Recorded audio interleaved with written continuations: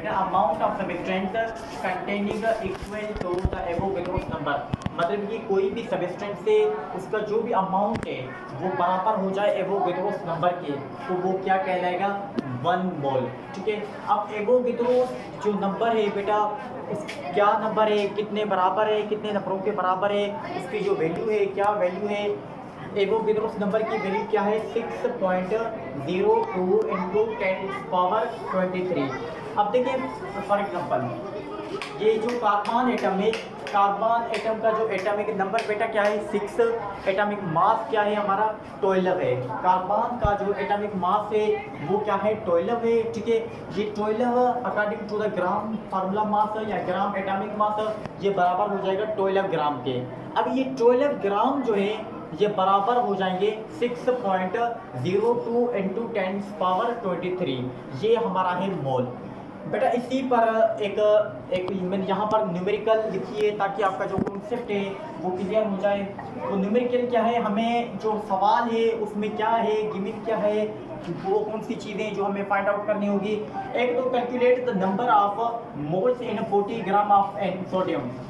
वो क्या कहता है कि सवाल में क्या है, वो कहते हैं कि कैलकुलेट करें, कैलकुलेशन करें सोडियम के मोल्स की जो गिवन मास है या गिवन नंबर ऑफ मोल्स है सोडियम के वो कितने हमारे 40 ग्राम है। अब गिवन मास ऑफ सोडियम क्या है हमारा 40 ग्राम है। बेटा ये सॉल्यूशन है, मतलब कि जब भी हम किसी भी न्यूमेरिकल को सोल्व करेंगे पहले हम डेटा बनाएंगे, डेटा में जो हमारे पास गिवन थिंग्स होगी, गिवन चीज़ें होगी, पहले हम उनको पहले यहाँ पर लिखेंगे। अब गिवन मास हमें क्या गिवन चीज़ें सोडियम का जो मास है, सोडियम का मास कितना है हमारा 40 ग्राम। ठीक है, अब हमें पता है कि जो सोडियम का मॉलिक्यूलर मास है बेटा वो कितना है 23। ठीक है, 23 जो है सोडियम का मॉलिक्यूलर मास है। हमें फाइंड आउट करनी है नंबर ऑफ मोल्स। तो number of moles find out करने के लिए बेटा एक बेहतरीन फार्मूला है। क्या फार्मूला है, गिवन मास ऑफ सबस्टेंस। कोई भी एटम हो या कोई भी फार्मूला हो या कोई भी मॉलिक्यूलर फार्मूला हो, जो भी उसमें जो गिवन मास होगा आप उसको डिवाइड कर दें उस एटम के मॉलिक्यूलर मास से। ठीक है, जैसा कि यहाँ पर जो सोडियम है, सोडियम के गिवन मास क्या है बेटा 40 है।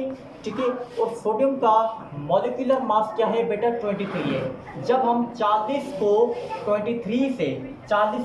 23 से डिवाइड करेंगे तो हमें जो वैल्यू मिलेगी वो कितनी मिलेगी 1.73 मोल्स। अब ये जो बेटा जवाब मिला है, ये वैल्यू जो मिली है ये क्या है हमारी 1.73 मोल्स हैं किसके, हमारे सोडियम के। बेटा क्लियर है, ये हमारा था मोल। और एक ही न्यूमेरिकल थी, आसान न्यूमेरिकल थी अबाउट मोल। क्लियर है बेटा जी। मोल इंजन नंबर है इनके पर मल्टीप्लाई करना बेटा डिवाइड, यहाँ पर देखिए।